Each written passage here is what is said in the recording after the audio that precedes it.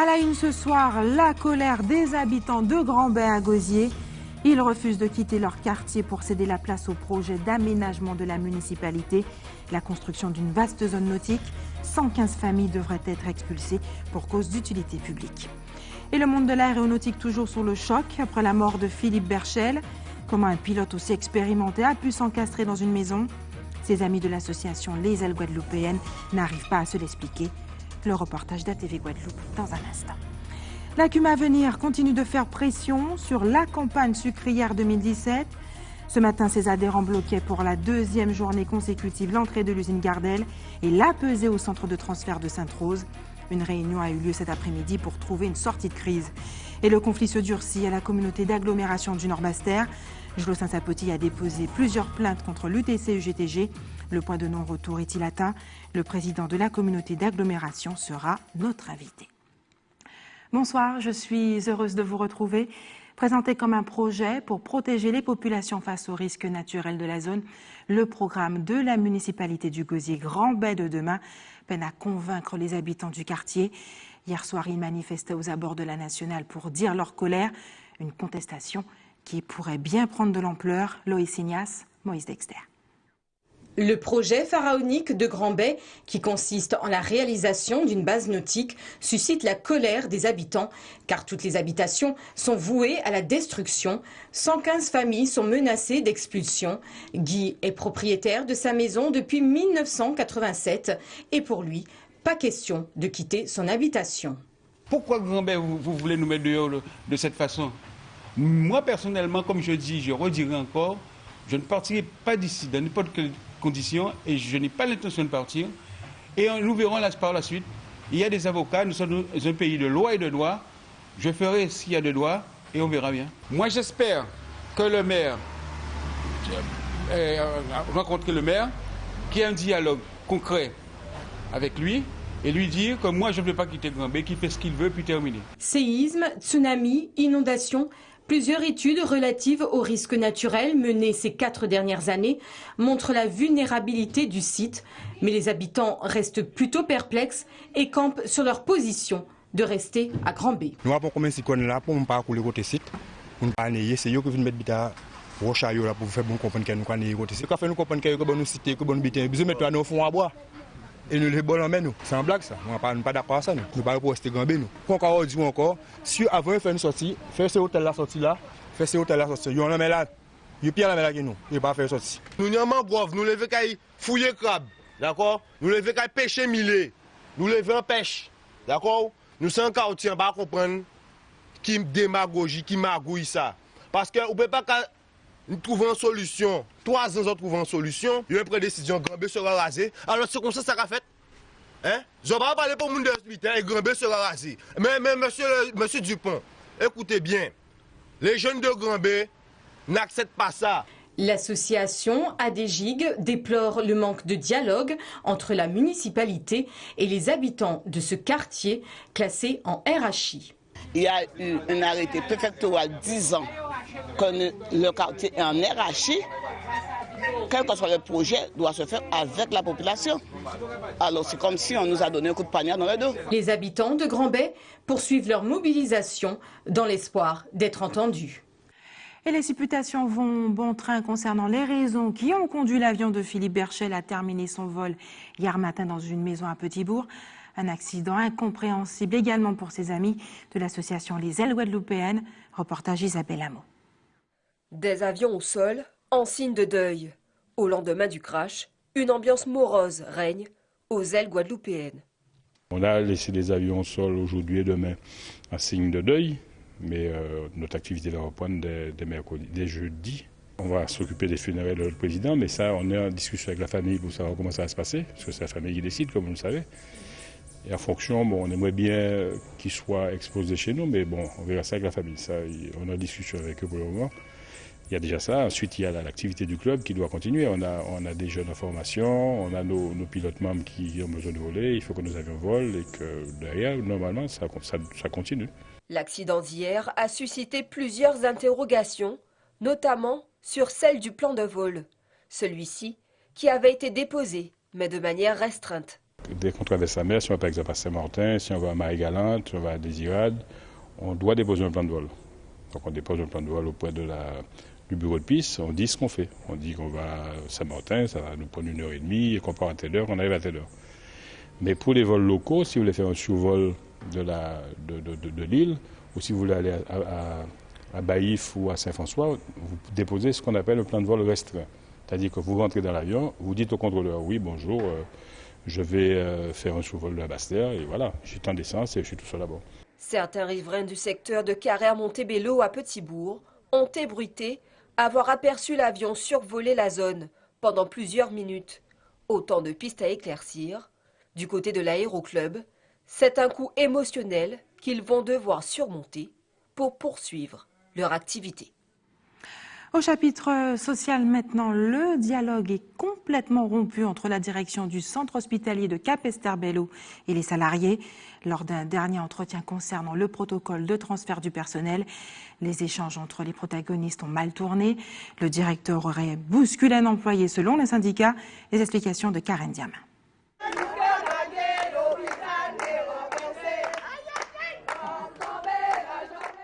À l'hôpital de Capesterre-Belle-Eau, rien ne va plus.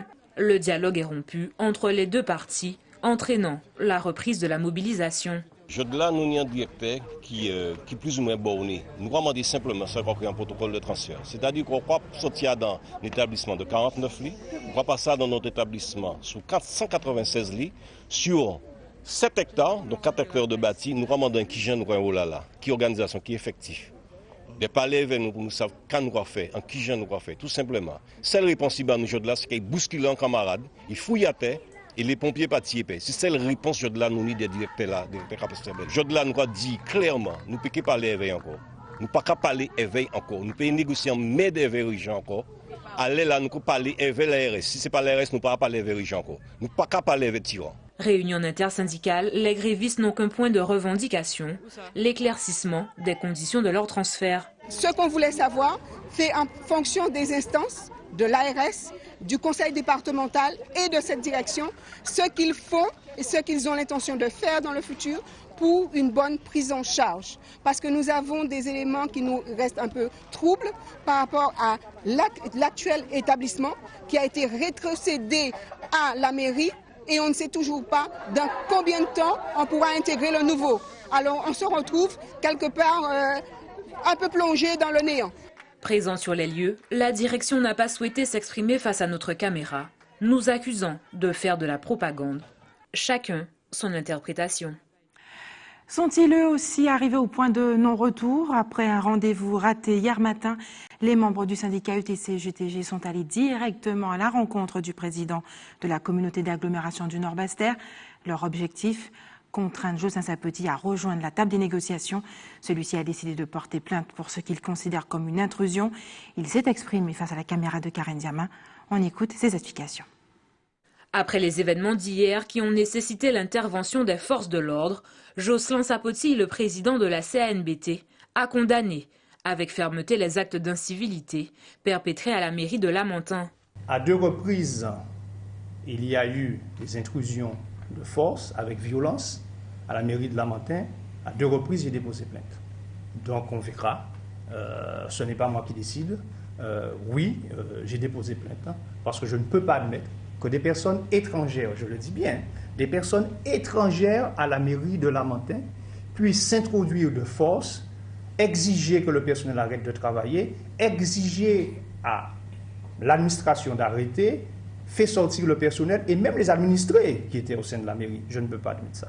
Malgré les nombreux débordements, mais dans un souci d'apaiser le climat social, Jocelyn Sapetit se dit prêt à retourner à la table des négociations. Le droit de grève, oui, je respecte ça, mais la liberté de travail pour ceux qui veulent travailler doit être respectée. C'est pour ça que je dis au syndicat que c'est vous qui avez quitté la table des négociations, on peut reprendre la négociation.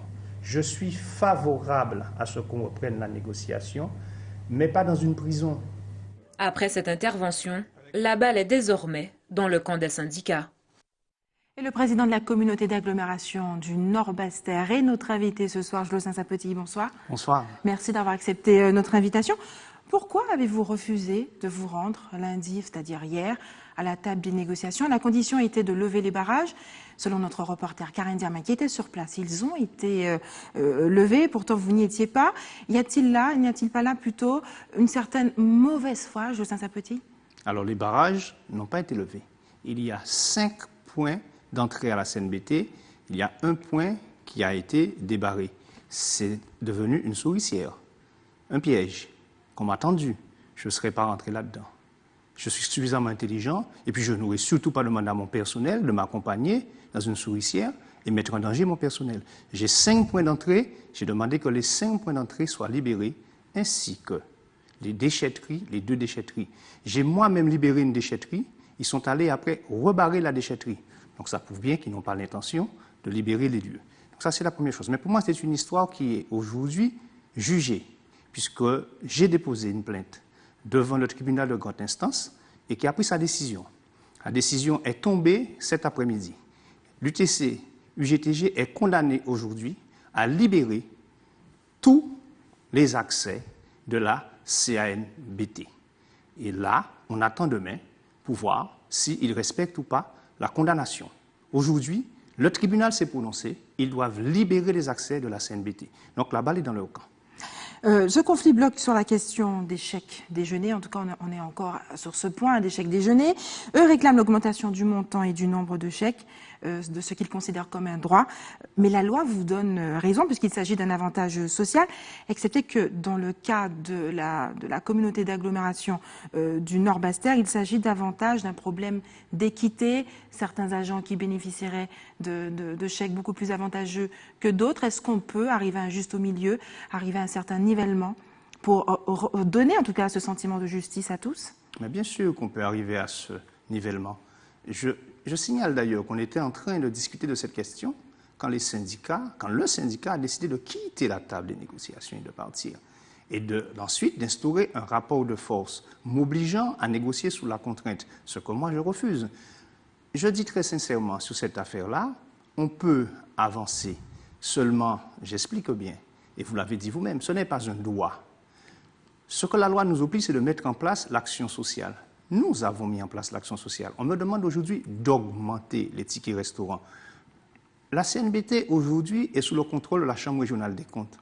Nous affichons un déficit de 5 millions d'euros. Je serais un irresponsable pour aller augmenter la valeur faciale des tickets restaurants, ce qui va générer tout de suite d'ailleurs derrière une réaction de la Chambre régionale des comptes et qui me demandera d'augmenter et qui augmentera de toutes les façons, même si moi je le refuse, les impôts des contribuables du Nord-Bastère. Je ne suis pas là pour faire une mauvaise gestion et pour entraîner des hausses d'impôts concernant bien sûr le Nord-Bastère et les administrés du Nord-Bastère. Jocelyn Sapotti, quelles concessions êtes-vous prêt à faire pour rétablir le dialogue et clore enfin ce conflit à la communauté d'agglomération du Nord-Bastère? La première chose que je vous dis, il faut savoir quelque chose, c'est qu'avant de quitter la table des négociations, ils ont obtenu quand même la réévaluation du régime indemnitaire. Ils ont obtenu quand même plus de 30 agents que j'ai qui étaient en précarité, plus de 30 agents qui étaient en précarité et que j'ai stagiairisé, j'ai titularisé. Ce n'est pas rien. Tout cela a un coût. Ils ont obtenu déjà, j'ai fait le calcul déjà aujourd'hui, largement plus que ce que valent ces tickets restaurants. Ces tickets restaurants, c'est une fumée. Pourquoi? Parce que derrière cela, il y a une autre revendication.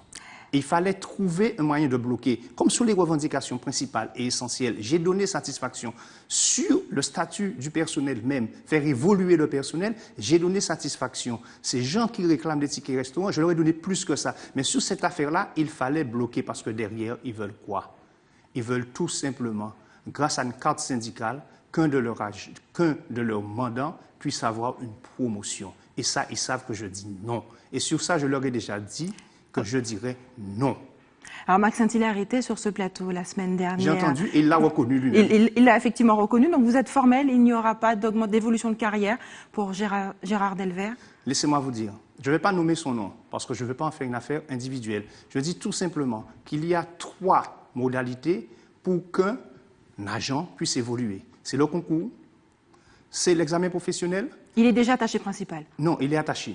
Et c'est ensuite quoi? Eh bien, l'ancienneté, ce qu'on appelle, on fait une évolution dans son grade, l'ancienneté, mais à condition que cet agent donne des résultats sur le plan professionnel.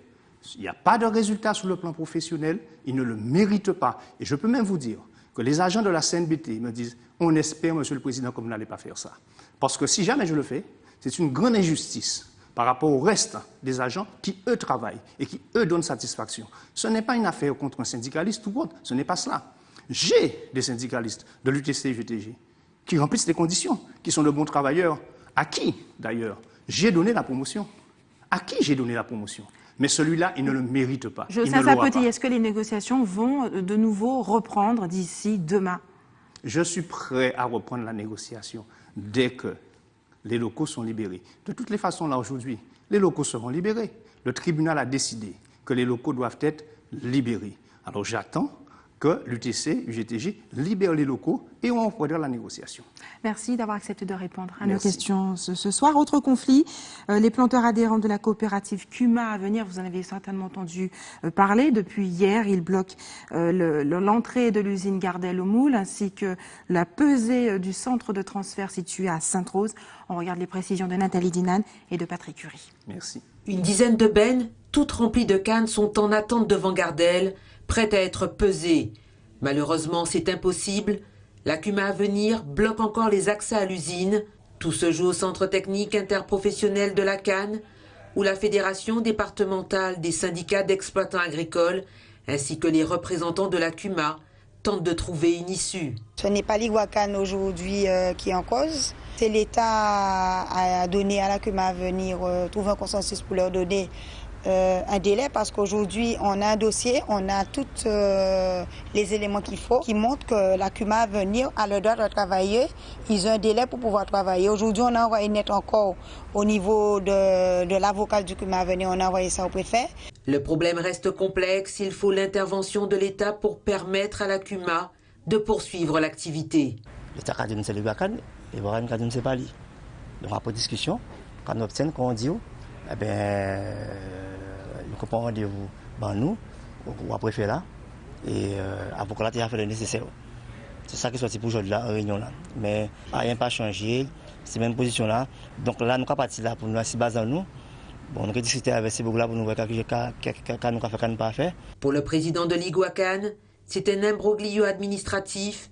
Il ne peut qu'attendre la décision des autorités préfectorales. Nous avons des documents disant que cette CUMA n'a plus d'existence. Et eux, ils nous donnent des documents en disant qu'ils existent toujours. Donc d'une manière, nous n'avons pas de pouvoir régalien. Donc nous ne sommes pas là pour juger. Et nous avons dit qu'il fallait qu'ils règlent leurs problèmes administratifs de manière à ce que le problème se règle et de manière que cette récolte puisse démarrer le plus rapidement possible dans de bonnes conditions. Une partie de la filière n'adhère pas à la méthode employée pour sauver la CUMA Avenir. Restez sur ATV Guadeloupe dans quelques minutes. Gros plan sur le compte personnel d'activité lancé dans le cadre de la loi travail. Et puis nous verrons ce que pensent vraiment les touristes de notre carnaval. Lancé dans le cadre de la loi travail, le compte personnel d'activité propose des services numériques qui permet à chaque actif de gérer et de sécuriser son parcours professionnel tout en conservant ses droits sociaux. Comment ça marche? Linda Kayarsi nous dit tout, on regarde. Moncomptactivité.gouv.fr, le service numérique permet à chaque actif de gérer sa carrière et de sécuriser son parcours professionnel tout en conservant ses droits sociaux. Le compte personnel d'activité est réservé à tous les actifs à partir de 16 ans et tous les statuts salariés du secteur privé, demandeurs d'emploi, fonctionnaires ou travailleurs indépendants. Il vise également toutes celles et ceux qui ont des besoins particuliers, jeunes de moins de 26 ans sortis sans diplôme du système éducatif, salariés peu qualifiés, salariés exposés à des métiers pénibles, bénévoles et volontaires, créateurs ou repreneurs d'entreprises. Pour créer votre compte, vous devez vous rendre sur le portail monactivité.gouv.fr. Il suffit de se munir de son numéro de sécurité sociale et d'une adresse e-mail valide. Pour vos débuts, pas d'inquiétude, le site est plutôt didactique et propose même un tutoriel pour l'inscription. Le portail numérique regroupe plusieurs comptes, 3 au total, le compte personnel de formation, le compte pénibilité ainsi que le nouveau compte d'engagement citoyen. Ces droits sont rattachés à la personne jusqu'à son décès, même en cas de changement d'employeur, de statut ou de région. Avec le compte activité, vous pourrez vous informer sur un métier et construire un projet professionnel, rechercher une formation adaptée et également consulter les bulletins de paye dématérialisés pour les entreprises adhérentes. Arrêtons-nous maintenant sur une mesure encore méconnue, la procédure de rappel à l'ordre. Depuis mars 2007, cette loi permet aux maires de convoquer les auteurs d'incivilité dans leur commune. Un avertissement avant de passer par la voie pénale en cas de récidive. Le dispositif vient d'être appliqué dans une commune en Martinique, celle de Rivière-Salée. Voyant comment il a été accueilli par la population, un reportage de Jean-Marc Dabreux d'ATV Martinique. Dorénavant, Rivière-Salée, quand on croisera monsieur le maire, on pourra faire l'objet d'un rappel à l'ordre. Une mesure pour sanctionner les petites infractions, comme les mauvais stationnements, les petites incivilités ou les dégradations mineures, ou encore l'absentéisme à l'école. Avant les poursuites pénales ou les éventuelles amendes, les contrevenants seront convoqués pour se voir rappeler la loi verbalement. Une mesure préventive plutôt bien accueillie par les Saléens. Non, vous mieux rappeler la personne à l'ordre d'abord. Il faut d'abord rappeler à l'ordre. Appel à l'ordre. Maintenant, par là, ceci, il y a un récidiviste là, on va dire attention. Nous voilà, après, c'est le au courant, nous t'es créé, nous t'es discuté pour. Maintenant, on récidivé, mais ça caractère nous. Et pourquoi pas dire ça, mais ça caractère moi aussi. Puisque je peux faire l'air. Un nouvel outil aussi pour la police municipale, chargée d'enquêter sur les petits délits. Souvent, donc, on a des épaves de véhicules qui sont abandonnés un peu ça et là. Donc, ce qui dégrade quand même l'environnement. On essaie de sensibiliser les propriétaires, généralement, qui avancent le fait que le véhicule se trouve en face de chez eux. Mais néanmoins, il y a un problème au niveau de la commodité de passage. Donc, ce qui fait que là, il y a quand même un caractère qui est restreint par rapport aux personnes à mobilité réduite. Donc là, on est bien embarrassé. Les individus rappelés à l'ordre seront reçus en toute discrétion dans le bureau du maire pour un tête-à-tête solennel. Je considère qu'il faut garder une certaine confidentialité. Il s'agit de faits mineurs, basiques, que par conséquent, ce côté prévention est important. Une mesure prévue par le Code des collectivités locales qui pourrait faire des émules dans les autres communes de Martinique.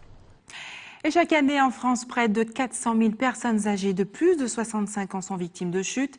Des accidents qui peuvent s'avérer particulièrement dangereux pour les seniors. Pour tenter de les éviter, une réunion d'information a eu lieu aujourd'hui à Saint-Laurent, en Guyane. Une rencontre de prévention ouverte à tous les seniors de la capitale de l'Ouest. Les détails avec Elsa Gonzalez. Âgés entre 65 et 80 ans, ils sont une vingtaine à avoir fait le déplacement. Cette septuagénaire est venue via l'association de tous âges du Maroni. D'abord, par curiosité, elle se retrouve finalement sélectionnée pour suivre le programme de prévention des chutes. Tout ce que j'ai dit que j'avais rentrait dans ces critères. Donc, elle m'a dit, est-ce que je veux bien venir? Et j'ai dit oui, que ça m'intéressait. Enfin, c'est tout. Comme ça, je verrai, je ne dirai pas la guérison, mais le soulagement. Voilà. Yvonne souffre de douleurs aux pieds qui l'ont déjà fait chuter 2 fois auparavant. Comme elle, une personne sur 3 de plus de 65 ans est concernée. Malgré cela, beaucoup de seniors sont très actifs. Jardinage, gym, marche, des activités parfois physiques dont il faut prévenir le risque de chute. Moi, je suis une femme très active et je fais du jardinage, je fais beaucoup de trucs chez moi. Je voulais quand même m'informer. Comment se lever, faites attention des choses qui traînent devant nos pieds, comment monter sur un tabouret pour ne pas chuter. Pour pallier à ce problème de chute, un programme national de prévention a été mis en place par le comité régional Sport pour tous. Tout au long de la matinée, l'éducatrice sportive a interrogé et testé les personnes susceptibles de participer à ces ateliers. Durant 12 semaines, ils seront 10 à suivre exercices physiques et conseils santé. Le but est de redonner force et confiance en soi. Chaque semaine, il y a des exercices particuliers qui sont progressifs et à chaque fois, à chaque séance, il va y avoir des exercices qui vont évoluer et qui vont permettre justement d'acquérir plus de force dans les jambes, plus d'équilibre, de mieux connaître son environnement et de l'aménager pour ne pas tomber, de gagner confiance en soi, etc. En parallèle à ce programme, le service des sports de la mairie a mis en place depuis décembre 2016 des séances de sport pour seniors tous les vendredis vendredi de 8h à 9h45. En Guyane, les plus de 60 ans représentent 10% de la population, soit environ 26 000 personnes. Autre sujet à autre ambiance, depuis de nombreuses années, beaucoup s'emploient à donner au carnaval une vocation touristique. Mais celui-ci attire-t-il vraiment les touristes? Les touristes en parlent, le carnaval, un reportage d'Isabelle Hamon. Le carnaval guadeloupéen, un événement festif et culturel incontournable, apprécié de tous. Et pour cause, c'est un produit devenu purement touristique. Nous, on l'a trouvé très très beau, riche en couleurs, vraiment très dynamique, très festif, voilà, et très populaire aussi. C'est la première fois que vous voyez le carnaval de Guadeloupe? Oui, c'est la première fois que nous venons en Guadeloupe et effectivement on a appris aussi un peu par hasard qu'il y avait ce carnaval. Donc on a tout fait pour pouvoir voir ce carnaval avant de partir. Très bien, très festif et très chaleureux, beaucoup de musique, beaucoup de danse, vraiment un moment sympa.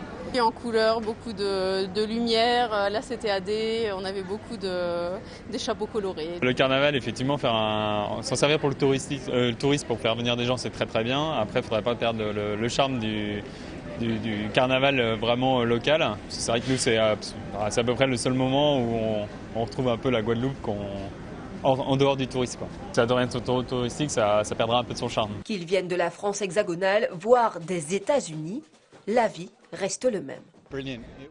C'est fantastique, on a vécu un super moment. C'est absolument fantastique, c'est beau, beaucoup de personnes souriantes, heureuses, qui dansaient dans les rues, franchement, on adore. Des touristes qui parfois vivent le carnaval de l'intérieur en intégrant les groupes, comme cela se produit lors de la parade du Gozieval, l'occasion pour eux de vivre une expérience authentique. Et c'est l'heure des informations pratiques maintenant. Faites des réserves d'eau si vous habitez à Petit-Bourg. La distribution de l'eau potable sera perturbée dans la commune, notamment à Carrère et à Haut-de-Bois-Sergent. Un retour à la normale est prévu en début de matinée demain. Et l'établissement français du sang vous donne rendez-vous demain au centre commercial de Destrel en Abemao de 13h à 17h30 précise. Et enfin, si vous avez des informations à nous communiquer, n'hésitez pas à appeler la rédaction au 60 11 2 fois ou à nous envoyer vos communiqués à redactionatv@atv.gp. Et voilà, c'est la fin de l'édition locale et régionale, mais l'information continue sur ATV Guadeloupe. Restez avec nous dans quelques minutes, Eddie Planté pour Questions Directes.